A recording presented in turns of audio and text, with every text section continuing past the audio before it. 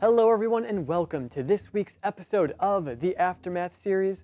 Let us waste no time at all and dive right into this week's episode of Critical Role. So we begin with the aftermath of the Lionette estate, where the party shared a hug and a good cry before continuing on to the tavern to have a few drinks to sort of decompress after that rather stressful situation. During their conversations at the bar, Bo reveals that she's better than she thought after everything that happened, so maybe she's ready to take the steps towards forgiveness. But forgiveness might not be something she's looking to do. Perhaps she won't be able to fully forgive everything that her father has done to her. But only time will tell in that regard. The party then spends some of their time planning on how they intend to deal with this witch, Sharnai. Will they take a more diplomatic approach and strike a deal with her, or will they take a more violent approach and try to kill her? As the party sets out to find Sharnai's home, Jester communes with the traveler to give them a little bit of guidance. And during this commune, one of the more important parts of this episode happens, where the rest of the party actually sees the traveler for the first time, minus Bo, who did see the traveler in Asarius. So while the rest of the party probably did assume that the traveler was real, they didn't have any concrete confirmation, but now they have seen him for themselves. During the commune, the traveler shows which direction to go, and does say that killing Sharnai is a potential way to fix Not's predicament.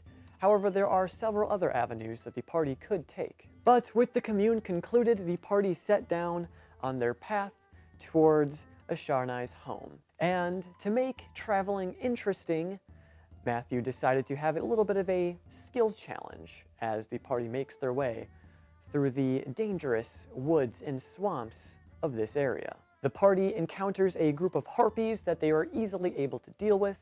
They come across geysers that shoot out acid, which unfortunately did take the lives of a few of their horses, and so they decided to continue their trek on foot. Ford decides to disguise himself as a harpy and attempts to deceive his way through the forest, which ultimately doesn't really get them very far, and they encounter this life-sucking evil spirit that eventually just disappears. And then they ultimately come onto a thick bramble, which Yasha leads the way in destroying and carving a path through. And eventually, the party reaches the home of Sharnai. And it would appear that no one's home. Yasha and Ford lead the way up to the house, and there's no one inside. The door is open, it's warmly lit, but no one seems to be home.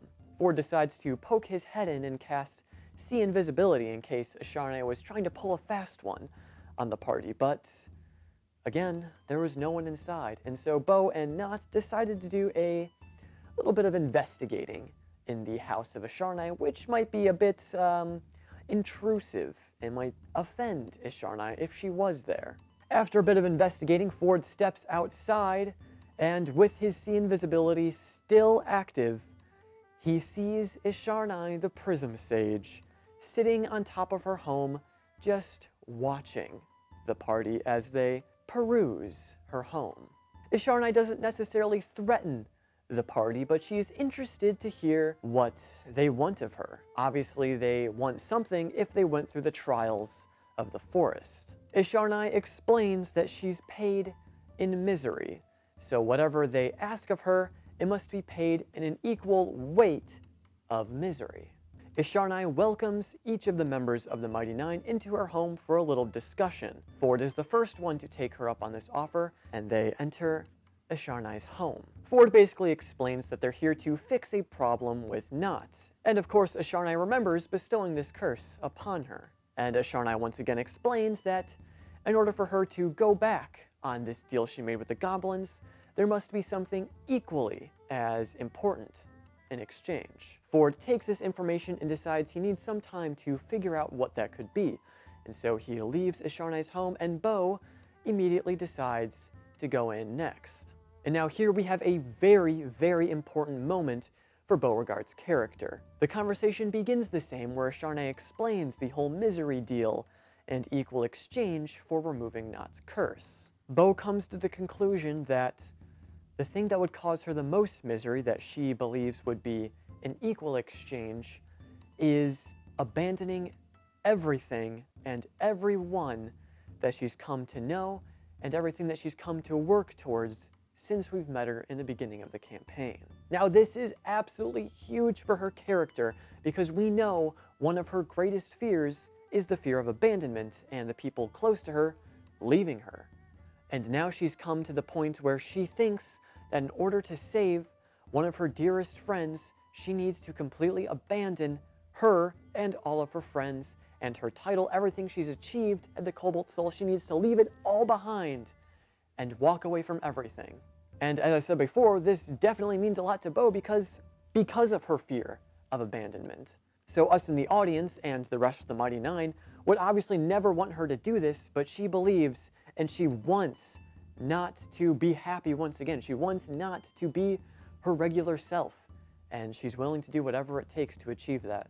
But ultimately she decides to wait and think it out as Esharnai lets her leave the home and she goes back to the rest of the party. Not then decides to go in, and she comes face to face with the entity that bestowed this curse upon her in the first place. And once again, Esharnai goes through her whole spiel and Not brings up a potential exchange that is rather detrimental to the entire world. She explains that she could have the opportunity to sabotage the peace talks between the dynasty and the empire, because that would obviously cause a great deal of misery with a lot of people. Now, it's rather dark and evil of Not to think of such a thing, but it just shows how desperate she is to have this curse removed.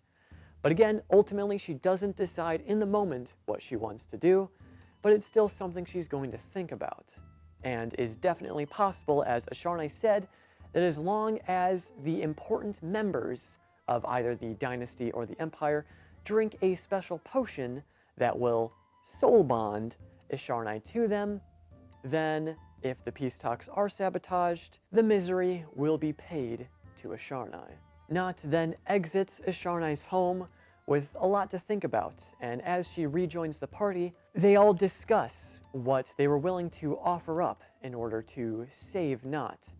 Jester jokingly offers up her hands, as we know that her artistic ability is something she holds very dear to herself. Bo starts to explain what she was going to offer up, but is hesitant to tell the rest of the party because she knows that the rest of the party will try to talk her out of abandoning everything. But she ultimately reveals to the party what she was going to give up. And of course, as she predicted and as the audience could predict, the party was quick to stop Bo from abandoning everything she's worked towards.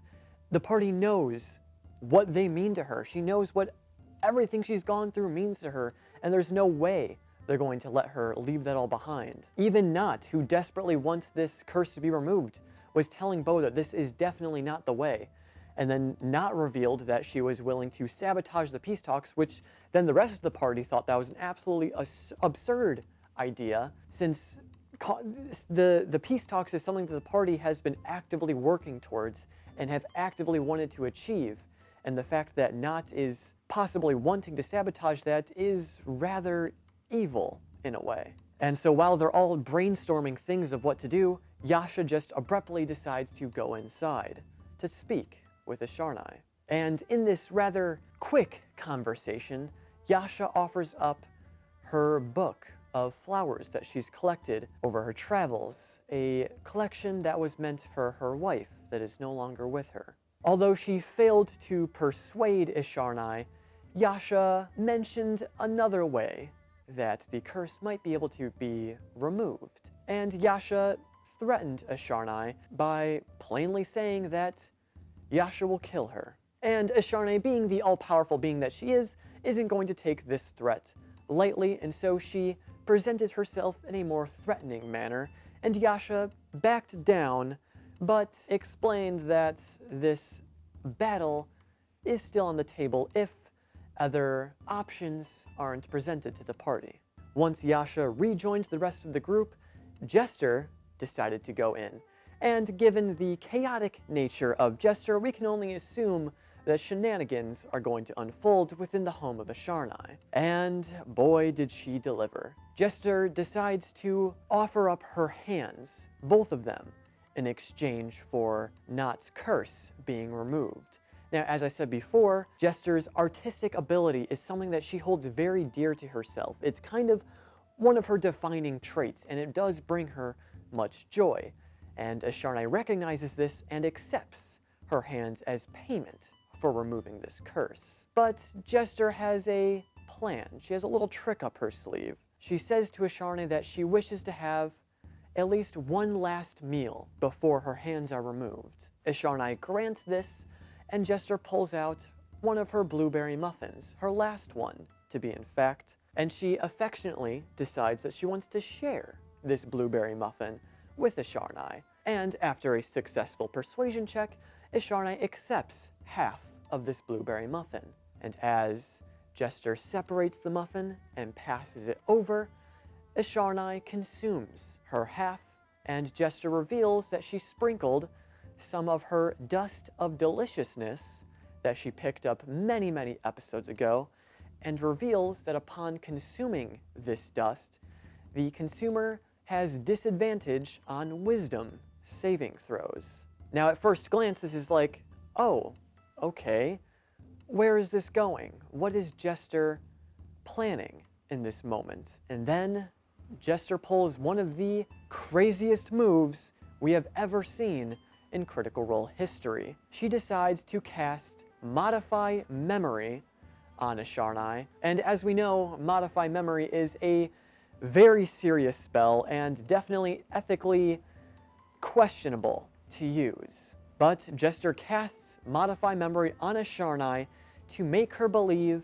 that this conversation between Jester and Asharnai was the best company and conversation that Asharnai has had in a very long time, and Asharnai ultimately agreed to remove the curse from Not because of how wonderful and hilarious and loving Jester was to Asharnai.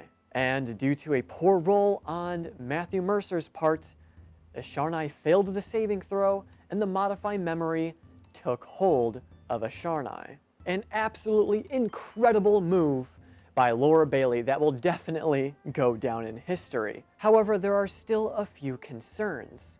While the conversation was ending, Asharnai showed confusion. She was rubbing her head and trying to connect some inconsistencies in her memory. So while Asharnai did agree to removing Not's curse, I'm afraid that such a being, such as Asharnai, given how intelligent and clever she is and how long she's lived, I'm sure there's a way that she's going to be able to restore her memory, which obviously will have consequences of their own, but for the time being, the party can celebrate in their victory, as Not's curse will eventually be removed. But Jester did not reveal to the rest of the party that she cast Modify Memory on Asharnai. She merely wanted the party to move on and quickly leave the area before Asharnai was able to put the pieces together and realize what had just happened. And as the party leaves the immediate vicinity of Asharnai's home, the episode concludes. And I just want to bring up the fact that in this episode, in this particular scene, we just got to see how far each of the members of the party was willing to go to remove this curse from Not. It just goes to show how close the party has become and how much they really do truly love each other. But with all of that being said, we are going to wrap up. Let me know all of your thoughts, feelings, and emotions during that episode. I hope you all have an absolutely wonderful rest of your weekend, and I will see you all next week.